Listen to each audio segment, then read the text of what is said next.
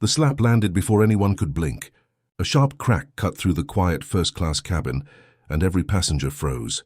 Conversations died. The hum of the engine suddenly felt louder, and the smell of burnt coffee hung in the still air. The flight attendant stood stiff, jaw clenched, eyes burning with something he didn't bother to hide. "Don't you ever raise your voice at me again," he snapped. "You people think just because you've got money, you can treat everyone like staff."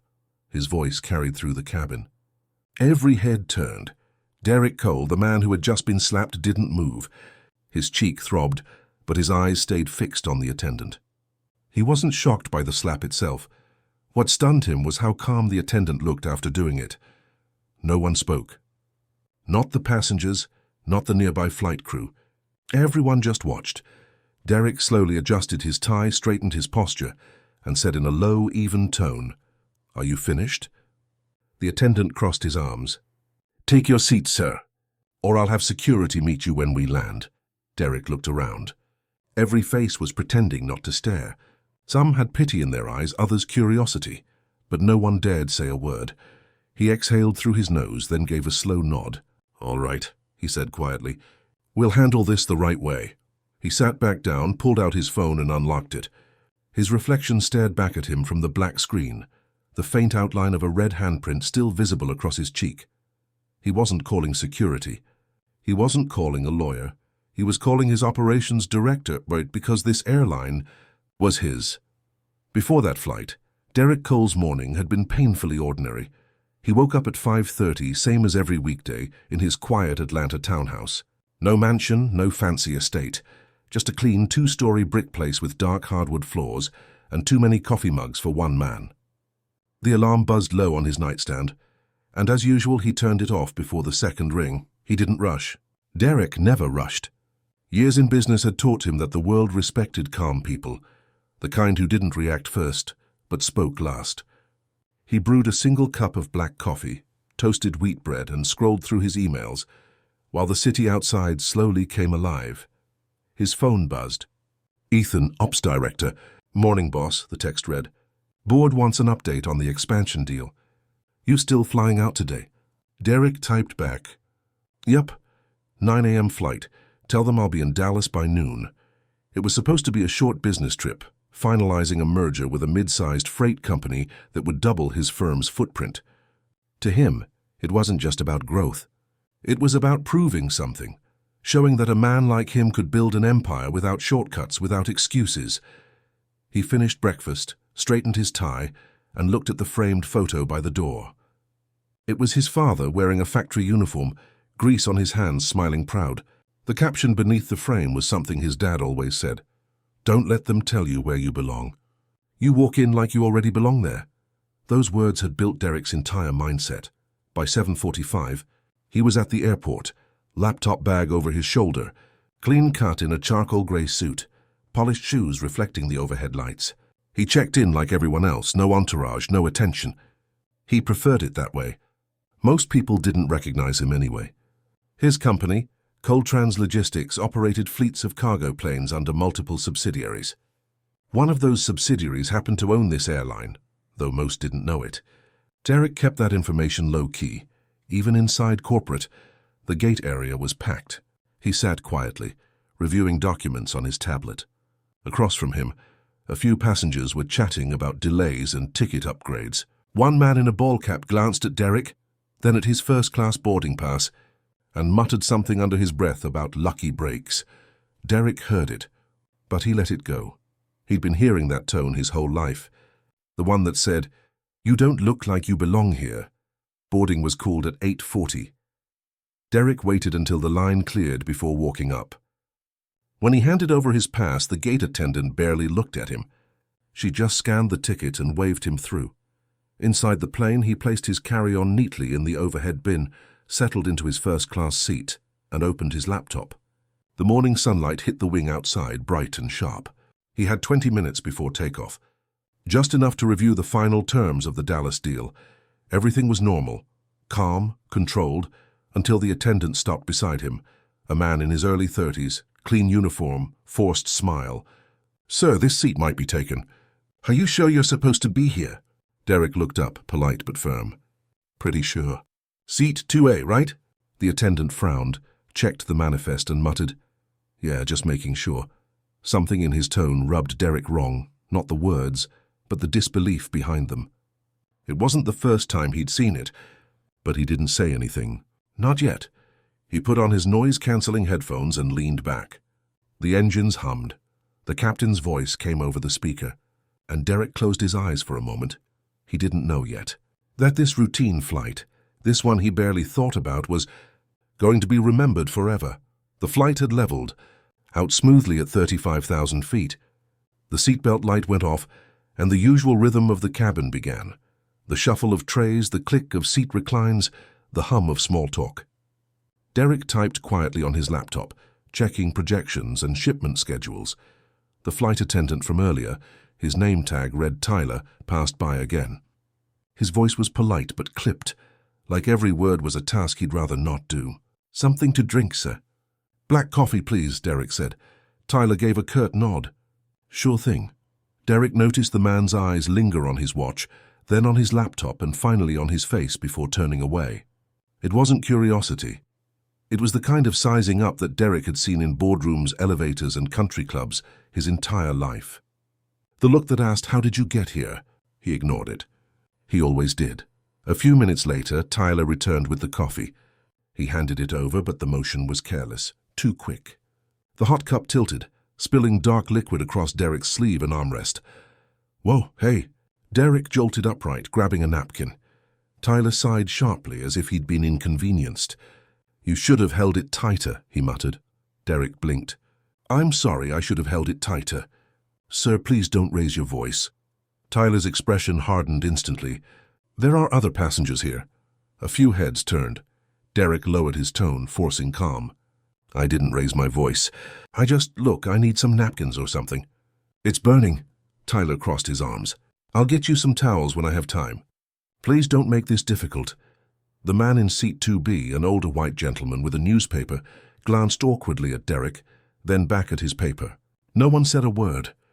Derek leaned back, wiped the spill with a napkin from his briefcase and exhaled. Forget it. He tried to focus on his laptop again, but the silence around him was loud now. He could feel eyes on him. The tension had shifted. The air felt heavier. He wanted to let it go, but something in his chest said don't. About 10 minutes later, Tyler returned. This time, his tone carried that same edge. "Sir, we're going to need you to switch seats." Derek looked up, confused. "Why?" "There's been a mix-up in the booking system. This seat's reserved for another passenger." Derek frowned. "That can't be right. My ticket says 2A. He turned the screen toward him. "See?" Tyler didn't even look. "Sir, I'm not going to argue. Please move to the back." The cabin went silent again. A few people exchanged glances. Derek set his laptop aside slowly. "I paid for this seat," he said, his tone even. "If there's an error, we can check it with the purser or the captain." Tyler's lips twitched. "Or you can cooperate and save yourself the trouble." That word, cooperate, landed like a punch. Derek stared at him, his patience thinning. "Are you implying I'm causing trouble?" Tyler leaned in slightly, lowering his voice. "I'm implying you should know your place, sir." The words hung there, sharp and poisonous. Derek froze. He didn't shout, didn't stand up. He just looked him dead in the eyes and said quietly, "My place. It is right here." And that's when Tyler snapped. The slap came fast, hard, echoing off the cabin walls like a gunshot. Gasps erupted. A woman in row 3 covered her mouth. The man in 2B flinched so hard he dropped his coffee. Derek didn't react. His cheek burned, but his expression didn't change. He just sat there, jaw tight, staring at the man who'd hit him. Tyler stepped back, breathing heavily. "You raised your voice. You threatened me in front of witnesses. You're done." A flight attendant from the back hurried forward. "Tyler, what the hell?" "I'm handling it," Tyler barked. "He's being aggressive. He needs to be restrained until landing." Derek laughed once, low and humorless. "Aggressive? You hit me." But Tyler was already signaling to another attendant, speaking fast, pretending authority. A few passengers started recording quietly with their phones. "Sir, please remain seated," said the other attendant nervously. "We'll sort this out when we land." Derek's voice stayed calm, too calm. "No problem. But make sure your captain knows what just happened. Because this isn't ending when we land." Tyler scoffed, turned his back and walked off, muttering under his breath, "You'll be lucky if you're not banned for life." Derek sat there in silence, hands folded, the sting fading but the humiliation pulsing deeper. Every second felt longer. The engines roared beneath him, indifferent. He wasn't angry anymore. Anger was easy. What he felt was colder, something heavy like quiet steel settling in his chest. He looked out the window, watching clouds drift by, and whispered to himself, 17 minutes to landing. 17 minutes and we'll see who owns what. When the plane touched down in Dallas, the cabin buzzed with nervous whispers. Nobody was looking at Derek directly, but everyone felt the tension around him. The slap had changed the air in that cabin. There was no going back to normal. As soon as the wheels rolled to a stop, Tyler was back at the front, puffed up with fake authority. "Sir, remain seated until security boards," he said sharply. Derek's voice was calm.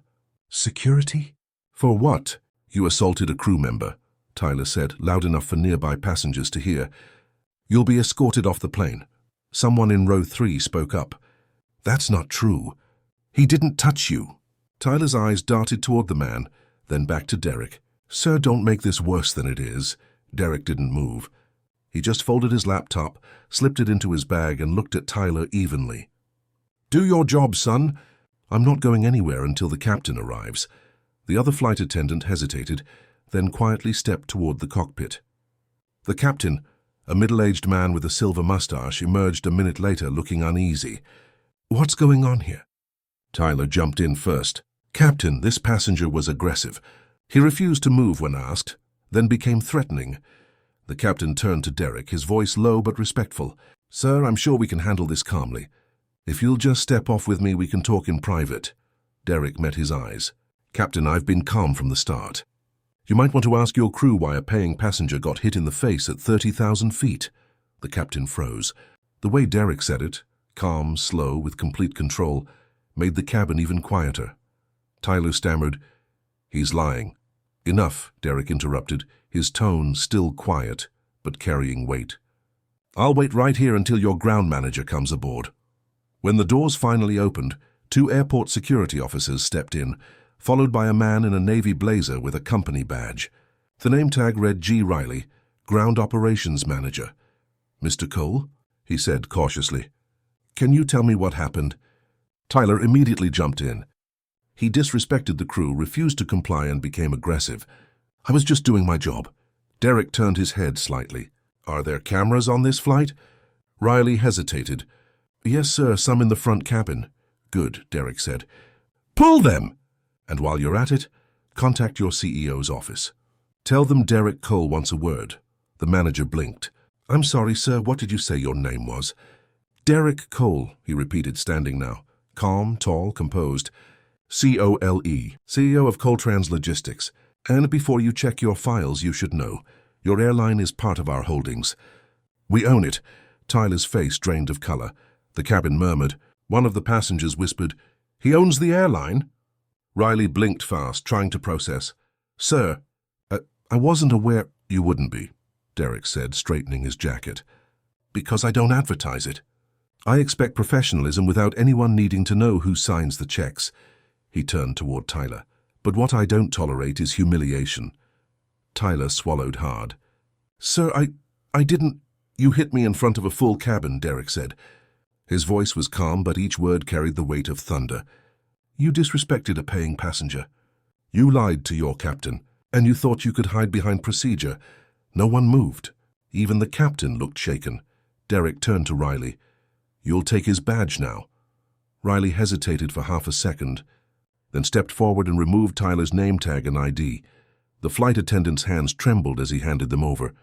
"Sir, please, it was a misunderstanding." "Stop." Derek's voice cut through. "Don't spin it. Don't make excuses. You made a choice, and now you'll live with it." Tyler's eyes darted around, searching for sympathy, but no one met his gaze. The passengers, those same people who'd stayed silent before, now stared at him with disgust. Riley cleared his throat. "Mr. Cole, I'll personally handle the report. And I assure you, this matter will be escalated to headquarters immediately." "Not headquarters," Derek said firmly. "Legal and PR. You'll issue an apology to every passenger here because they watched it happen. They deserve to know you take it seriously. Riley nodded quickly. Yes, sir. Derek picked up his bag, calm as ever. Now, if you'll excuse me, I have a merger meeting in 40 minutes. As he walked off the plane, passengers began clapping quietly. It wasn't loud or theatrical, just a few steady claps that grew into a small ripple of support. The sound followed him down the jet bridge. Tyler stayed frozen near the front, pale and silent, the reality setting in. Outside the terminal, Derek stopped for a moment, exhaled, and looked at the cloudy Dallas sky. His phone buzzed. It was his operations director, Ethan. You landed? Ethan asked. Yeah, Derek said. But we've got a PR issue to clean up, Ethan sighed. What happened now? Derek gave a small, humorless laugh. One of our flight attendants decided to remind me what I look like before remembering who pays his salary. Ethan went silent for a second. You okay? I'm fine, Derek said. Just tired. Tired of the same story playing out no matter how high you climb. Want me to prep a statement? Not yet, Derek said. Let them figure out who they just hit first. He ended the call and walked toward the exit, his expression calm again, the red mark on his cheek faint, but still there, a quiet reminder of what the world sometimes still needed to learn. By the time Derek reached the corporate offices in downtown Dallas, the incident had already spread internally. A few messages had circulated among management, half gossip, half panic.